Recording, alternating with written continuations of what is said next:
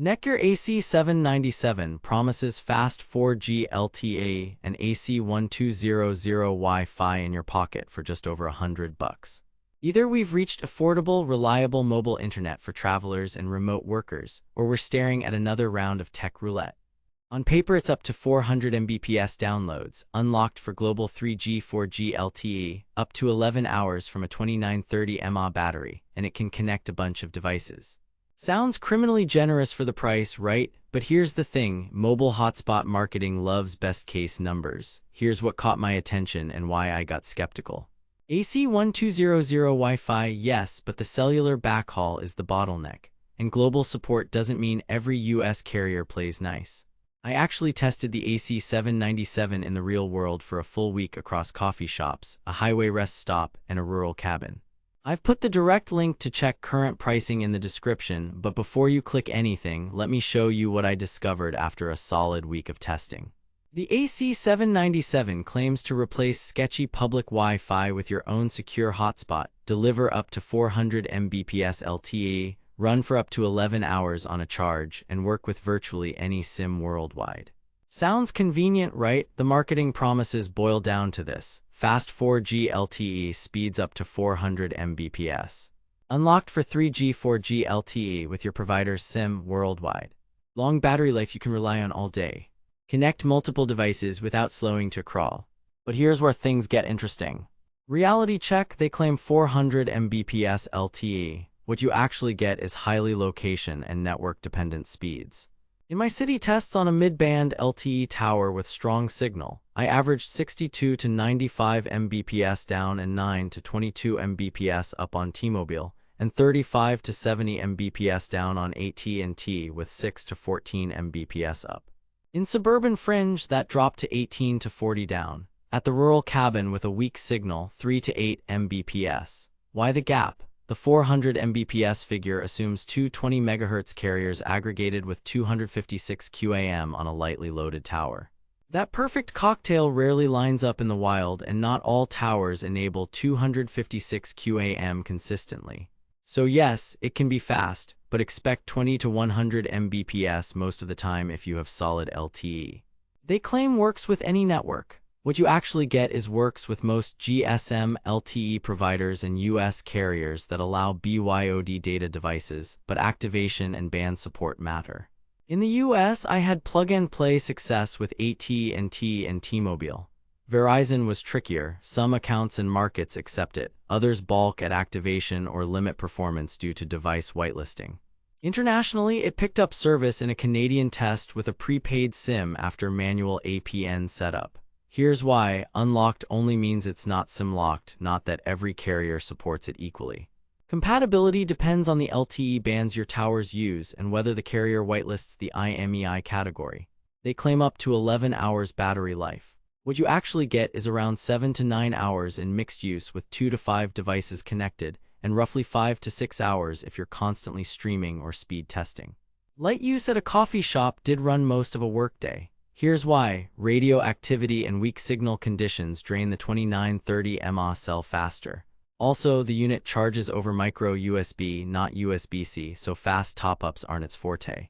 They claim AC1200 Wi-Fi for many devices.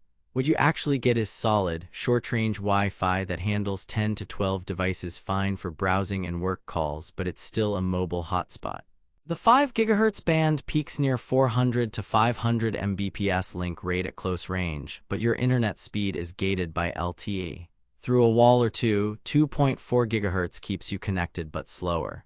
Here's the plot twist: AC1200 is overkill if your LTE is 30 to 80 Mbps. It's helpful for local LAN transfers, not internet speed.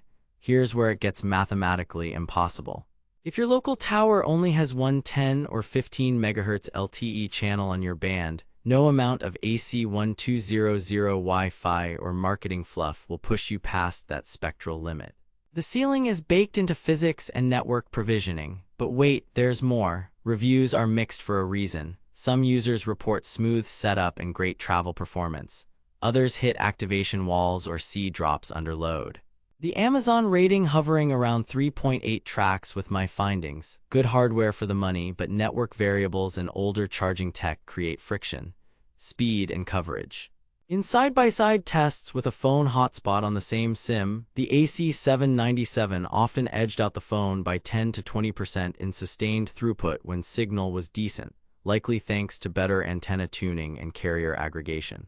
With weak signal, speeds were similar unless I added a pair of TS9 external antennas to the AC797, which bumped rural performance from 3 to about 8 Mbps. Nobody tells you this upfront. Those tiny TS9 ports can be a lifesaver in fringe areas, but you need the right MIMO antenna. Battery life. My looped Zoom Plus browsing test with 3 laptops and 2 phones connected ran 6 hours 42 minutes before the low battery warning. A lighter email and Slack workload stretched past 8 hours. The battery is removable, which is rare now, so carrying a spare is a legit strategy. What the marketing doesn't mention. Micro USB charging is slow if you're using it while plugged in. It can maintain, not rapidly charge under heavy load. Build and ports. The body is compact, pocketable, and the monochrome display is basic but useful for SSID, data usage, and signal bars. The web UI is dated yet functional, with manual APN entry, 2.45 GHz toggles, and guest network options. No Ethernet out of the box. Compared to pricier hotspots like the Netgear Nighthawk M1, you're giving up gigabit LTE and Ethernet tethering convenience, but you're also paying far less. Compatibility and setup. AT&T and T-Mobile SIMs worked immediately after setting APN to fast.t-mobile.com and NXT Genphone in my tests. Verizon was hit or miss. Some report success, others require IMEI registration or fail entirely. If your life depends on Verizon, verify with your plan or consider a carrier-branded Inseego model. Guest Wi-Fi and device limits worked as advertised. I saw slowdowns beyond 12 active clients doing heavy tasks, which is expected. Verdict: buy with caution if you know your network. If you're on AT&T or T-Mobile and want a reliable travel hotspot around 109.49, the AC797 is a solid value with better-than-phone hotspot stability, removable battery, and optional external antennas. Pros: dependable LTE performance in good signal, simple setup on GSM carriers, real 7 to 9 hour battery in mixed use, pocketable and unlocked. Cons: micro USB charging, Verizon activation is inconsistent, the 400 Mbps headline is theoretical, and the UI feels old. For rural users, plan on TS9 antennas. For power users or Ethernet needs, save your money for a higher tier Nighthawk or a 5G hotspot. For most travelers on GSM LTE, this is worth it if you calibrate expectations. Stay savage out there. Thanks for watching. If this review saved you from wasting money or helped you find something actually worth buying, I've put the link to check current pricing and read more reviews in the description. And hey, if you do decide to buy through my link, it helps fund these investigations without costing you extra. Got questions about carrier compatibility or antennas? Drop them in the comments. Next up, I'm pitting this against a budget GL.iNet travel router with USB tethering to see which wins for remote work. Subscribe so you don't miss it. Keep it smart, keep it skeptical.